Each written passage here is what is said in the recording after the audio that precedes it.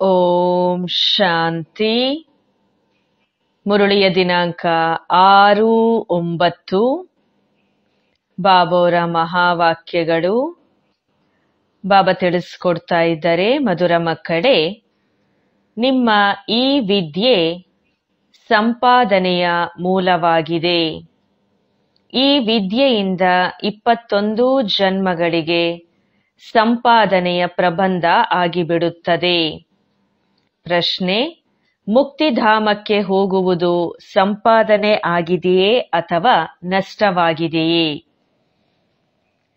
ಬಾಬಾ ತಿಳಿಸ್ತಾರೆ, ಭಕ್ತರಿಗೆ ಇದು ಸಹ ಸಂಪಾದನೆ ಆಗಿದೆ. ಏಕೆಂದರೆ ಅರ್ಧ ಕಲ್ಪದಿಂದ ಶಾಂತಿ ಶಾಂತಿ ಕೇಳುತ್ತಾ ಬಂದಿದ್ದಾರೆ. ಬಹಳ ಪರಿಶ್ರಮದ ನಂತರವೂ ಸಹ ಶಾಂತಿ ಸಿಗಲಿಲ್ಲ. ಈಗ ತಂದೆಯ ಮೂಲಕ ಶಾಂತಿ ಸಿಗುತ್ತದೆ, ಅರ್ಥಾತ್ ಮುಕ್ತಿಧಾಮಕ್ಕೆ ಹೋಗುತ್ತಾರೆ.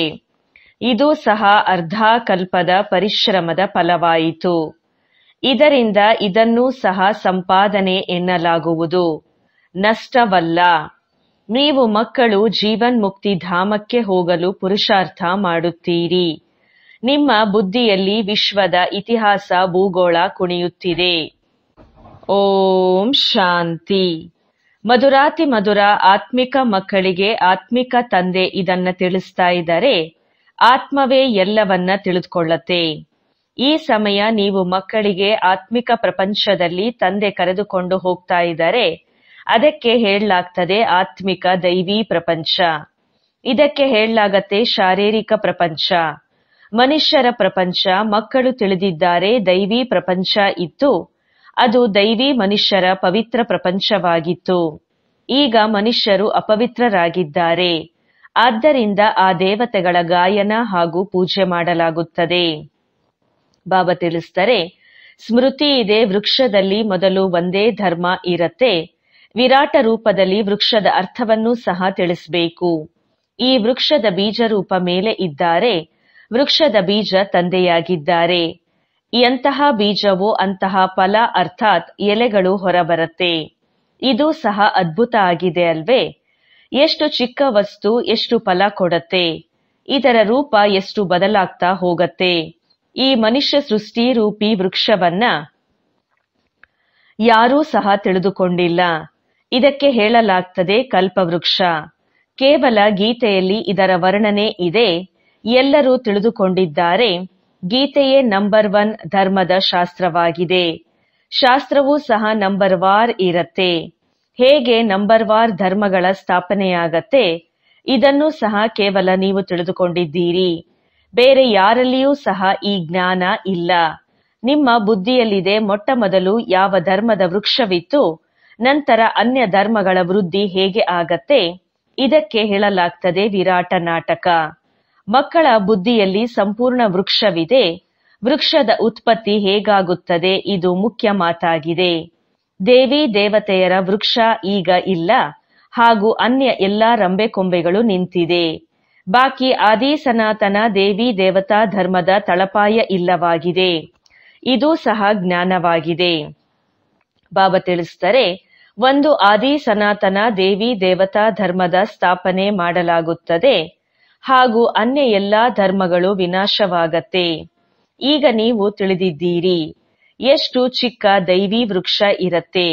ಅನ್ಯ ಇಷ್ಟೊಂದು ಧರ್ಮಗಳು ಇರುವುದೇ ಇಲ್ಲ. ವೃಕ್ಷ ಮೊದಲು ಚಿಕ್ಕದಾಗಿರತ್ತೆ, ನಂತರ ದೊಡ್ಡದಾಗುತ್ತಾ ಹೋಗತ್ತೆ. ವೃದ್ಧಿಯಾಗುತ್ತಾ ಆಗುತ್ತಾ ಈಗ ಎಷ್ಟು ದೊಡ್ಡದಾಗಿ ಬಿಟ್ಟಿದೆ. ಈಗ ಇದರ ಆಯಸ್ಸು ಪೂರ್ಣವಾಗತ್ತೆ. ಇದಕ್ಕಾಗಿ ಆಲದ ಮರದ ಉದಾಹರಣೆ ಬಹಳ ಚೆನ್ನಾಗಿ ತಿಳಿಸಬಹುದು. ಇದು ಸಹ ಗೀತೆಯ ಜ್ಞಾನವಾಗಿದೆ. ಯಾವುದನ್ನ ತಂದೆ ನಿಮಗೆ ಸಮ್ಮುಖದಲ್ಲಿ ಕುಳಿತುಕೊಂಡು ತಿಳಿಸ್ತಾರೆ, ಇದರಿಂದ ನೀವು ರಾಜರೂ ಆಗುತ್ತೀರಿ. ನಂತರ ಭಕ್ತಿ ಮಾರ್ಗದಲ್ಲಿ ಈ ಗೀತೆ ಶಾಸ್ತ್ರಗಳು ಮುಂತಾದವು ಮಾಡಲಾಗತ್ತೆ. ಈ ಅನಾದಿ ಡ್ರಾಮಾ ಮಾಡಲಾಗಿದೆ. ಮತ್ತೆ ಇದೇ ರೀತಿ ಪುನರಾವರ್ತನೆ ಆಗತ್ತೆ. ನಂತರ ಯಾವ ಯಾವ ಧರ್ಮ ಸ್ಥಾಪನೆ ಆಗತ್ತೆ, ಅವರು ತಮ್ಮದೇ ಆದ ಶಾಸ್ತ್ರಗಳು ಇರುವುದು. ಸಿಖ್ ಧರ್ಮದ ತಮ್ಮದೇ ಆದ ಶಾಸ್ತ್ರ, ಕ್ರಿಶ್ಚಿಯನ್ ಹಾಗೂ ಬೌದ್ಧರು ತಮ್ಮ ತಮ್ಮ ಶಾಸ್ತ್ರ ಇರತ್ತೆ. ಬಾಬಾ ತಿಳಿಸ್ತಾರೆ, ಈಗ ನಿಮ್ಮ ಬುದ್ಧಿಯಲ್ಲಿ ಇಡೀ ವಿಶ್ವದ ಇತಿಹಾಸ ಭೂಗೋಳ ನೃತ್ಯ ಮಾಡುತ್ತಿರುವುದು, ಬುದ್ಧಿ ಜ್ಞಾನದ ನೃತ್ಯ ಮಾಡುತ್ತಿರುವುದು. ನೀವು ಇಡೀ ವೃಕ್ಷವನ್ನ ತಿಳಿದುಕೊಂಡು ಬಿಟ್ಟಿದ್ದೀರಿ. ಯಾವ ರೀತಿ ಧರ್ಮಗಳು ಬರುತ್ತದೆ, ಹೇಗೆ ವೃದ್ಧಿಯನ್ನ ಹೊಂದುತ್ತದೆ, ನಂತರ ನಮ್ಮ ಒಂದು ಧರ್ಮ ಸ್ಥಾಪನೆಯಾಗುತ್ತದೆ, ಉಳಿದೆಲ್ಲವೂ ಸಮಾಪ್ತಿಯಾಗತ್ತೆ. ಈ ಲಕ್ಷ್ಮೀನಾರಾಯಣ ರಾಜ್ಯದಲ್ಲಿ ಅನ್ಯ ಯಾವುದೇ ಧರ್ಮ ಇರೋದಿಲ್ಲ. ಮತ್ತೆ ನಂತರ ಒಂದು ಧರ್ಮ ಸ್ಥಾಪನೆ ಆಗಲೇಬೇಕು. ಈ ಜ್ಞಾನವನ್ನ ತಂದೆಯೇ ಬಂದು ತಿಳಿಸ್ತಾರೆ. ನೀವು ಮಕ್ಕಳು ಸಂಪಾದನೆಗಾಗಿ ಎಷ್ಟೊಂದು ಜ್ಞಾನವನ್ನ ಬಂದು ಓದ್ತೀರಿ. ತಂದೆ ಶಿಕ್ಷಕರಾಗಿ ಬರ್ತಾರೆ ಎಂದ್ರೆ ಅರ್ಧ ಕಲ್ಪಕ್ಕಾಗಿ ನಿಮ್ಮ ಸಂಪಾದನೆಯು ಪ್ರಾರಬ್ಧ ತಯಾರಾಗಿ ಬಿಡುತ್ತೆ. ನೀವು ಬಹಳ ಧನವಂತರಾಗಿ ಬಿಡುತ್ತೀರಿ. ನೀವು ತಿಳಿದಿದ್ದೀರಿ, ಈಗ ನಾವು ಓದುತ್ತಿದ್ದೇವೆ, ಇದಾಗಿದೆ ಅವಿನಾಶಿ ಜ್ಞಾನ ರತ್ನಗಳ ವಿದ್ಯೆ. ಬಾಬಾ ತಿಳಿಸ್ತಾರೆ, ಭಕ್ತಿಯನ್ನ ಅವಿನಾಶಿ ಜ್ಞಾನ ರತ್ನ ಅಂತ ಹೇಳೋದಿಲ್ಲ. ಭಕ್ತಿಯಲ್ಲಿ ಮನುಷ್ಯರು ಏನೆಲ್ಲವನ್ನ ಓದ್ತಾರೆ ಅದರಿಂದ ನಷ್ಟವೇ ಆಗತ್ತೆ, ರತ್ನವಾಗುವುದಿಲ್ಲ.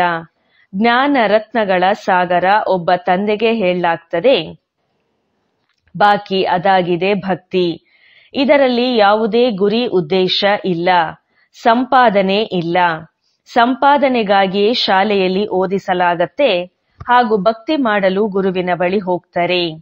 ಕೆಲವರು ಯುವಾವಸ್ಥೆಯಲ್ಲಿ ಗುರುಗಳನ್ನ ಮಾಡ್ಕೊಳ್ತಾರೆ, ಕೆಲವರು ವೃದ್ಧಾಪ್ಯದಲ್ಲಿ ಗುರುಗಳನ್ನ ಮಾಡ್ಕೊಳ್ತಾರೆ, ಕೆಲವರು ಬಾಲ್ಯಾವಸ್ಥೆಯಲ್ಲಿ ಸನ್ಯಾಸವನ್ನ ತೆಗೆದುಕೊಂಡು ಬಿಡ್ತಾರೆ. ಕುಂಭಮೇಳದಲ್ಲಿ ಎಷ್ಟೊಂದು ಜನ ಬರ್ತಾರೆ. ಸತ್ಯಯುಗದಲ್ಲಂತೂ ಇದು ಯಾವುದೂ ಕೂಡ ಇರೋದಿಲ್ಲ. ನೀವು ಮಕ್ಕಳ ಬುದ್ಧಿಯಲ್ಲಿ ಎಲ್ಲಾ ಮಾತುಗಳ ಸ್ಮೃತಿ ಬಂದ್ಬಿಟ್ಟಿದೆ. ರಚಯಿತ ಹಾಗೂ ರಚನೆಯ ಆದಿ ಮಧ್ಯ ಅಂತ್ಯವನ್ನ ನೀವು ತಿಳಿದುಕೊಂಡಿದ್ದೀರಿ. ಅವರು ಕಲ್ಪದ ಆಯಸ್ಸನ್ನ ದೊಡ್ಡದಾಗಿ ಮಾಡ್ಬಿಟ್ಟಿದ್ದಾರೆ. ಈಶ್ವರನನ್ನ ಸರ್ವವ್ಯಾಪಿ ಎಂದ ಹೇಳ್ಬಿಟ್ಟಿದ್ದಾರೆ. ಅವರಿಗೆ ಜ್ಞಾನದ ಅರಿವಿಲ್ಲ. ತಂದೆ ಬಂದು ಅಜ್ಞಾನ ನಿದ್ರೆಯಿಂದ ಜಾಗೃತರನ್ನಾಗಿ ಮಾಡ್ತಾರೆ.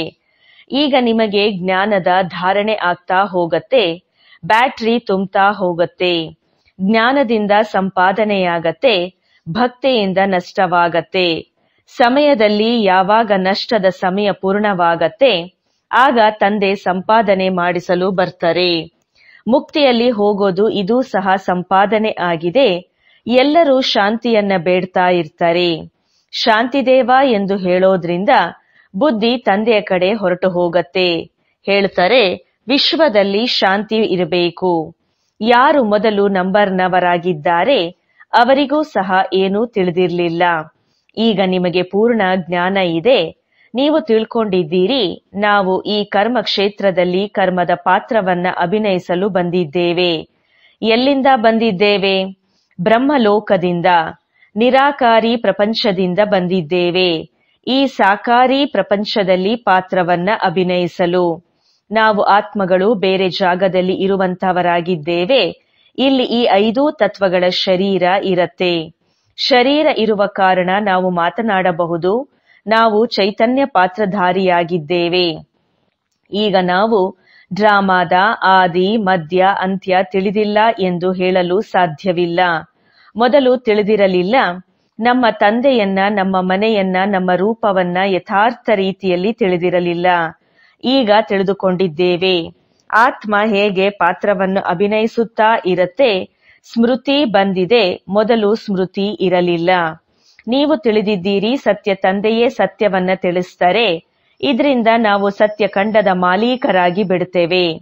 ಸುಖಮಣಿಯಲ್ಲಿಯೂ ಸಹ ಸತ್ಯದ ಬಗ್ಗೆ ಇದೆ. ಸತ್ಯ ಎಂದು ಸತ್ಯ ಖಂಡಕ್ಕೆ ಹೇಳಲಾಗ್ತದೆ. ಎಲ್ಲ ದೇವತೆಗಳು ಸತ್ಯವನ್ನ ಹೇಳುವವರಾಗಿರ್ತಾರೆ. ಸತ್ಯವನ್ನ ಕಲಿಸುವವರು ತಂದೆಯಾಗಿದ್ದಾರೆ. ಅವರ ಮಹಿಮೆಯನ್ನ ನೋಡಿ ಎಷ್ಟೊಂದು ಇದೆ. ಗಾಯನ ಮಾಡಿರುವ ಮಹಿಮೆ ನಿಮಗೆ ಕೆಲಸಕ್ಕೆ ಬರುತ್ತೆ. ಶಿವಬಾಬಾರವರ ಮಹಿಮೆ ಮಾಡುತ್ತಾರೆ. ಅವರೇ ವೃಕ್ಷದ ಆದಿ ಮಧ್ಯ ಅಂತ್ಯವನ್ನ ತಿಳಿದಿದ್ದಾರೆ. ಸತ್ಯವನ್ನ ತಂದೆ ತಿಳಿಸ್ತಾರೆ. ಅದರಿಂದ ನೀವು ಮಕ್ಕಳು ಸತ್ಯವಂತರಾಗಿ ಬಿಡ್ತೀರಿ. ಸತ್ಯಖಂಡವೂ ಸಹ ಆಗಿಬಿಡತ್ತೆ. ಭಾರತ ಸತ್ಯಖಂಡವಾಗಿತ್ತು. ಶಿವಬಾಬಾರವರ ಮಹಿಮೆ ಮಾಡ್ತಾರೆ. ಅವರೇ ವೃಕ್ಷದ ಆದಿ ಮಧ್ಯ ಅಂತ್ಯವನ್ನ ತಿಳಿದಿದ್ದಾರೆ. ತಂದೆ ಸತ್ಯವನ್ನ ತಿಳಿಸ್ತಾರೆ ಎಂದ್ರೆ ನೀವೆಲ್ಲರೂ ಸತ್ಯವಂತರು ಆಗಿಬಿಡ್ತೀರಿ. ಸತ್ಯಖಂಡವೂ ಸಹ ಆಗಿಬಿಡತ್ತೆ. ಭಾರತ ಸತ್ಯಖಂಡವಾಗಿತ್ತು. ನಂಬರ್ 1 ಶ್ರೇಷ್ಠಾತಿಶ್ರೇಷ್ಠ ತೀರ್ಥ ಸ್ಥಾನವೂ ಸಹ ಇದಾಗಿದೆ. ಏಕೆಂದರೆ ಸರ್ವರ ಸದ್ಗತಿ ಮಾಡುವಂತಹ ತಂದೆ ಭಾರತದಲ್ಲಿಯೇ ಬರ್ತಾರೆ. ಒಂದು ಧರ್ಮದ ಸ್ಥಾಪನೆಯಾಗತ್ತೆ, ಬೇರೆ ಎಲ್ಲವೂ ವಿನಾಶವಾಗಿ ಬಿಡತ್ತೆ. ತಂದೆ ತಿಳಿಸ್ತಾರೆ, ಸೂಕ್ಷ್ಮ ವತನದಲ್ಲಿ ಏನೂ ಇಲ್ಲ, ಇದೆಲ್ಲವೂ ಸಾಕ್ಷಾತ್ಕಾರವಾಗತ್ತೆ. ಭಕ್ತಿ ಮಾರ್ಗದಲ್ಲಿ ಕೂಡ ಸಾಕ್ಷಾತ್ಕಾರವಾಗತ್ತೆ. ಸಾಕ್ಷಾತ್ಕಾರವಾಗದಿದ್ದರೆ ಇಷ್ಟೊಂದು ಮಂದಿರಗಳು ಹೇಗೆ ಮಾಡ್ತಾರೆ, ಪೂಜೆ ಏಕೆ ಮಾಡ್ತಾರೆ? ಸಾಕ್ಷಾತ್ಕಾರ ಮಾಡ್ತಾರೆ ಎಂದ್ರೆ ಅನುಭವ ಮಾಡ್ತಾರೆ. ಇವರು ಚೈತನ್ಯದಲ್ಲಿ ಇದ್ರು. ತಂದೆ ತಿಳಿಸ್ತಾರೆ, ಭಕ್ತಿ ಮಾರ್ಗದಲ್ಲಿ ಏನೆಲ್ಲ ಮಂದಿರ ಇತ್ಯಾದಿಗಳನ್ನ ಮಾಡಲಾಗಿದೆ, ಏನೆಲ್ಲವನ್ನು ನೀವು ಕೇಳಿದ್ದೀರಿ, ನೋಡಿದ್ದೀರಿ, ಅದೆಲ್ಲವೂ ಕೂಡ ಪುನರಾವರ್ತನೆಯಾಗತ್ತೆ. ಚಕ್ರ ತಿರುಗುತ್ತಲೇ ಇರತ್ತೆ. ಜ್ಞಾನ ಹಾಗೂ ಭಕ್ತಿಯ ಆಟ ಮಾಡಲಾಗಿದೆ. ಜ್ಞಾನ, ಭಕ್ತಿ, ವೈರಾಗ್ಯ ಎಂದು ಹೇಳಲಾಗತ್ತೆ. ಆದರೆ ಇದನ್ನ ಆಳವಾಗಿ ತಿಳಿದುಕೊಂಡಿಲ್ಲ. ತಂದೆ ಕುಳಿತು ತಿಳಿಸ್ತಾರೆ, ಜ್ಞಾನವಾಗಿದೆ ದಿನ, ಭಕ್ತಿಯಾಗಿದೆ ರಾತ್ರಿ, ರಾತ್ರಿಯ ವೈರಾಗ್ಯವಾಗಿದೆ, ಮತ್ತೆ ದಿನ ಬರತ್ತೆ. ಭಕ್ತಿಯಲ್ಲಿ ದುಃಖವಿದೆ, ಆದ್ದರಿಂದ ಅದರ ಒಂದು ವೈರಾಗ್ಯ ಮಾಡಲಾಗತ್ತೆ. ಸುಖದ ವೈರಾಗ್ಯ ಎಂದು ಹೇಳಲು ಸಾಧ್ಯವಿಲ್ಲ. ಸನ್ಯಾಸವನ್ನೂ ಸಹ ದುಃಖದ ಕಾರಣ ತೆಗೆದುಕೊಳ್ಳುತ್ತಾರೆ. ಪವಿತ್ರತೆಯಲ್ಲಿ ಸುಖ ಇದೆ ಎಂದು ತಿಳಿಯುತ್ತಾರೆ. ಆದ್ದರಿಂದ ಪತ್ನಿಯನ್ನು ತ್ಯಾಗ ಮಾಡಿ ಹೊರಟು ಹೋಗ್ತಾರೆ. ಬಾಬಾ ತಿಳಿಸ್ತಾರೆ, ಇತ್ತೀಚೆಗಂತೂ ಧನವಂತರು ಆಗಿದ್ದಾರೆ, ಏಕೆಂದರೆ ಸಂಪತ್ತು ಇಲ್ಲದೆ ಸುಖ ಸಿಗಲು ಸಾಧ್ಯವಿಲ್ಲ. ಮಾಯೆ ದಾಳಿ ಮಾಡಿ ಕಾಡಿನಿಂದ ಮತ್ತೆ ನಗರಕ್ಕೆ ಕರೆತರುತ್ತದೆ. ವಿವೇಕಾನಂದರು ಹಾಗೂ ರಾಮಕೃಷ್ಣರು ಇಬ್ಬರೂ ಸಹ ದೊಡ್ಡ ಸನ್ಯಾಸಿಗಳು ಇದ್ದು ಹೋಗಿದ್ದಾರೆ. ಸನ್ಯಾಸದ ಶಕ್ತಿ ರಾಮಕೃಷ್ಣರಲ್ಲಿ ಇತ್ತು. ಬಾಕಿ ಭಕ್ತಿಯ ತಿಳುವಳಿಕೆ ತಿಳಿಸುವುದು ವಿವೇಕಾನಂದರವರಲ್ಲಿ ಇತ್ತು. ಇಬ್ಬರದು ಪುಸ್ತಕಗಳು ಇದೆ. ಪುಸ್ತಕವನ್ನು ಬರೆಯುತ್ತಾರೆ ಎಂದರೆ ಏಕಾಗ್ರಚಿತ್ತರಾಗಿ ಕುಳಿತು ಬರೆಯುತ್ತಾರೆ. ರಾಮಕೃಷ್ಣರು ತಮ್ಮ ಬಯೋಗ್ರಫಿಯನ್ನ ಬರೆಯುವಾಗ ಶಿಷ್ಯನಿಗೆ ಹೇಳಿದರು, ದೂರ ಹೋಗಿ ಕುಳಿತುಕೋ ಎಂದು. ಬಹಳ ತೀಕ್ಷ್ಣ ಸನ್ಯಾಸಿಯಾಗಿದ್ದರು. ಅವರ ಹೆಸರು ಬಹಳ ಇದೆ. ತಂದೆ ಈ ರೀತಿಯಾಗಿ ಹೇಳೋದಿಲ್ಲ. ಪತ್ನಿಗೆ ತಾಯಿ ಎಂದು ಕರೆಯಿರಿ. ತಂದೆ ಹೇಳುತ್ತಾರೆ, ಅವರನ್ನೂ ಸಹ ಆತ್ಮ ಎಂದು ತಿಳಿಯಿರಿ. ಎಲ್ಲ ಆತ್ಮಗಳು ಸಹೋದರ ಸಹೋದರರು ಆಗಿದ್ದಾರೆ. ಸನ್ಯಾಸಿಯ ಮಾತು ಭಿನ್ನವಾಗಿದೆ. ಅವರು ಪತ್ನಿಯನ್ನು ತಾಯಿ ಎಂದು ತಿಳಿದರು. ತಾಯಿಯನ್ನ ಕುಳಿತು ವರ್ಣನೆ ಮಾಡಿದರು. ಇದು ಜ್ಞಾನದ ಮಾರ್ಗವಾಗಿದೆ. ವೈರಾಗ್ಯದ ಮಾತು ಭಿನ್ನವಾಗಿದೆ. ವೈರಾಗ್ಯದಲ್ಲಿ ಬಂದು ಪತ್ನಿಯನ್ನ ತಾಯಿ ಎಂದುಕೊಂಡರು. ತಾಯಿ ಅಕ್ಷರದಲ್ಲಿ ಕ್ರಿಮಿನಲ್ ಐ ಇರೋದಿಲ್ಲ. ಸಹೋದರಿಯಲ್ಲಿಯೂ ಸಹ ಕ್ರಿಮಿನಲ್ ದೃಷ್ಟಿ ಹೋಗಬಹುದು. ತಾಯಿಯ ಮೇಲೆ ಎಂದು ಸಹ ಕೆಟ್ಟ ಸಂಕಲ್ಪ ಬರಲು ಸಾಧ್ಯವಿಲ್ಲ. ತಂದೆಗೆ ಮಗಳ ಮೇಲೂ ಸಹ ಕ್ರಿಮಿನಲ್ ದೃಷ್ಟಿ ಹೋಗಬಹುದು. ತಾಯಿಯ ಮೇಲೆ ಎಂದೂ ಸಹ ಹೋಗಲು ಸಾಧ್ಯವಿಲ್ಲ. ಸನ್ಯಾಸಿಗಳು ಪತ್ನಿಯನ್ನು ತಾಯಿ ಎಂದುಕೊಂಡರು. ಅವರಿಗಾಗಿ ಪ್ರಪಂಚ ಹೇಗೆ ನಡೆಯುವುದು, ವೃದ್ಧಿ ಹೇಗೆ ಆಗುವುದು ಎಂದು ಕೇಳುವುದಿಲ್ಲ.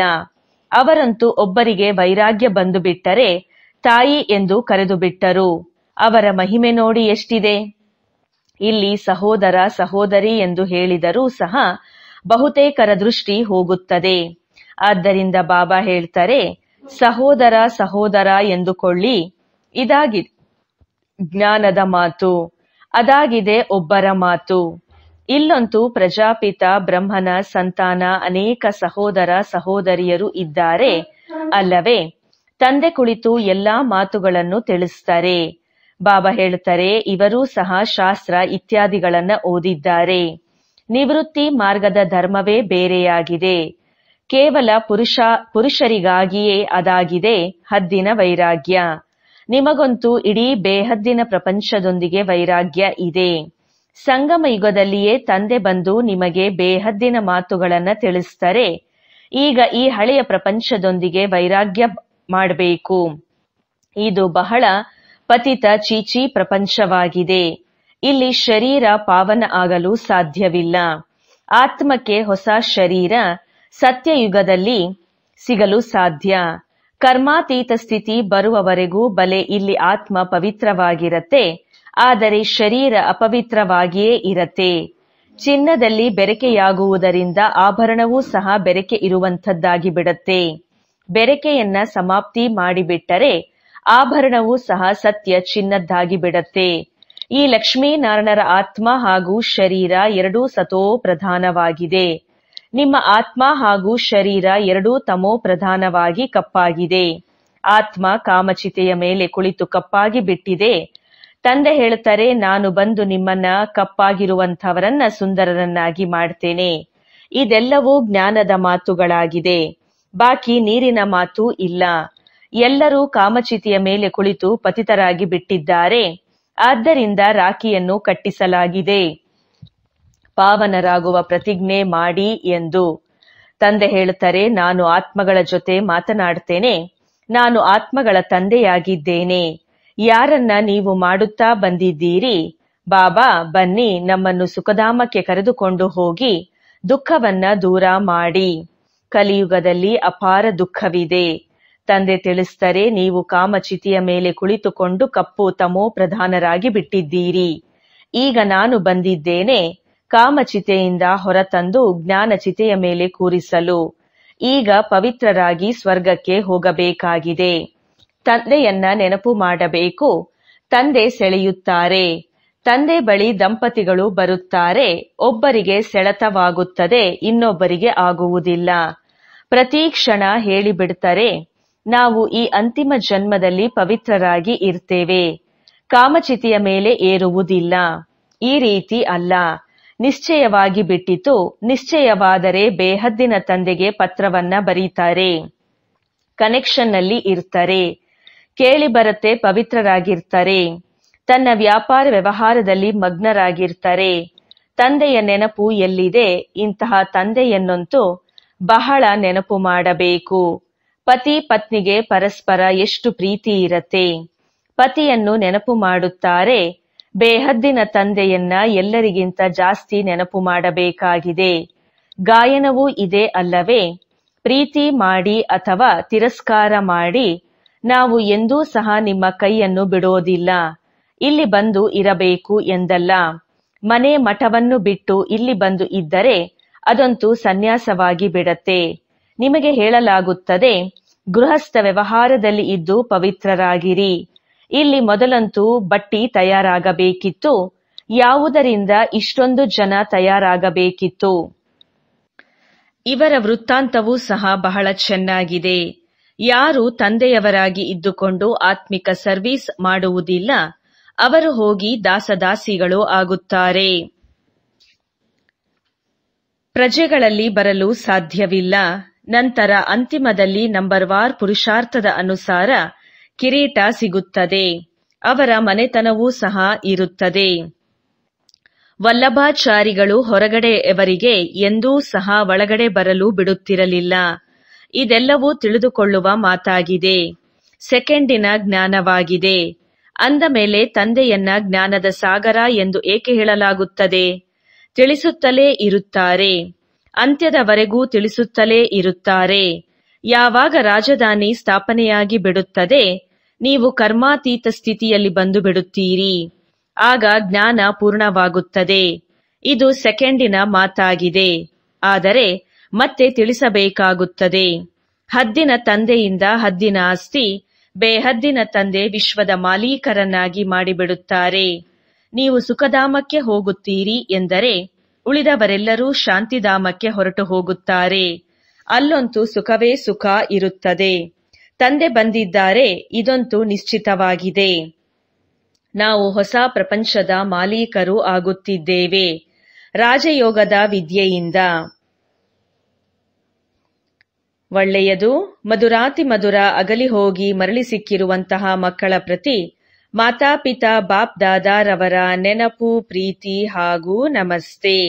ಆತ್ಮಿಕ ತಂದೆಗೆ ಆತ್ಮಿಕ ಮಕ್ಕಳ ನೆನಪು, ಪ್ರೀತಿ ಹಾಗೂ ನಮಸ್ತೆ.